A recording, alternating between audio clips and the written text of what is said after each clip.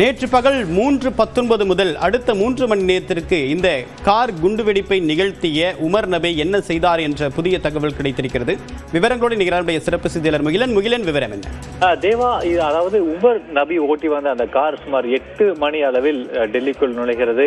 அதைத் தொடர்ந்து சுமார் 7 மணி நேரத்திற்கு அவர் என்ன செய்தார் என்பதை ஏற்கனவே விசாரணை அமைப்புகள் ஏற்கனவே விசாரித்து வருகின்றன. அது தவிர தற்போது அவர் சுமார் 3:19க்கு அந்த வடக்கு டெல்லி பகுதியில் அந்த காரை நிறுத்துகிறார். அதைத் தொடர்ந்து 6:22 வரை அந்த கார் ஒரே இடத்தில் நிற்கிறது. இந்த 3 மணி நேரத்தில் உமர் நபி என்ன செய்தார் என்பதையும் தற்போது விசாரணை அமைப்புகள் விசாரிக்க தொடங்கி இருக்கின்றன. மிக முக்கியமாக அந்த 3 மணி நேரம் அவர் என்ன செய்தார், அந்த வாகனத்தை அங்கே நிறுத்திவிட்டு அந்த டெல்லி வடக்கு டெல்லி பகுதி, குறிப்பாக இந்த ரெட்ஃபோர்ட் பகுதியில் எங்கு இந்த சதித்திட்டத்தை நிறைவேற்றலாம் என்பதை உறுதி செய்வதற்காக ஏதேனும் திட்டமிடல் ஈடுபட்டிருந்தாரா என்பதை தற்போது அவர்கள் விசாரித்து வருகின்றனர். அது மட்டுமல்லாது அவர்கள், அதாவது உமர் நபி, முசாமில் ஷக்கீல் மற்றும் ஆதில் அகமது ஆகிய 3 டாக்டர்கள், அதாவது கைது செய்யப்பட்ட 2 மற்றும் உமர் நபி ஆகியவர்கள் ஒரே ஒரு டெலிகிராம் சேனல் இருக்கிறது. அதில் இவர் 3 பேருமே உறுப்பினர்களாக இருக்கின்றனர்.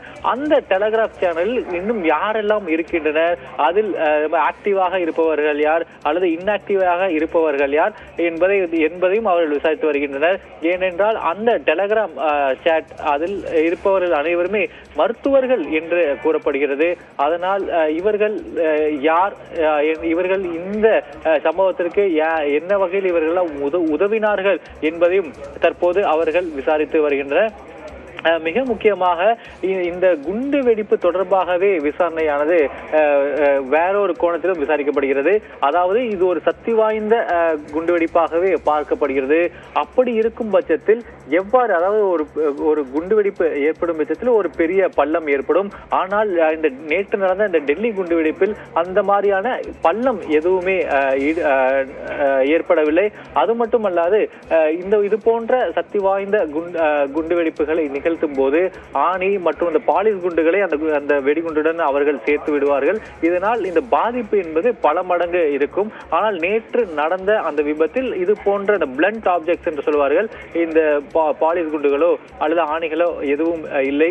இதற்கான காரணம் என்ன என்பதையும் அவர்கள் விசாரித்து வருகின்றனர். இது, அதாவது இந்த குண்டானது அந்த வெடிப்பதற்காக அப்போது வெடிப்பதற்காக வைக்கப்பட்டிருந்ததா அல்லது இதையெல்லாம் சேர்த்து வேறு இடத்தில் வெடிப்பதற்காக அவர்கள் திட்டமிட்டிருந்தார்களா என்ற கோணத்திலும் இந்த விசாரணையானது தற்போது தொடங்கி இருக்கிறது. உமர் நபி இந்த 3 மணி நேரத்தில் என்ன செய்தார் என்பதை தற்போது விசாரணை அமைப்புகள் விசாரித்து வருகின்றன. தேவா, விரிவான தகவலுக்கு நன்றி முகிலன்.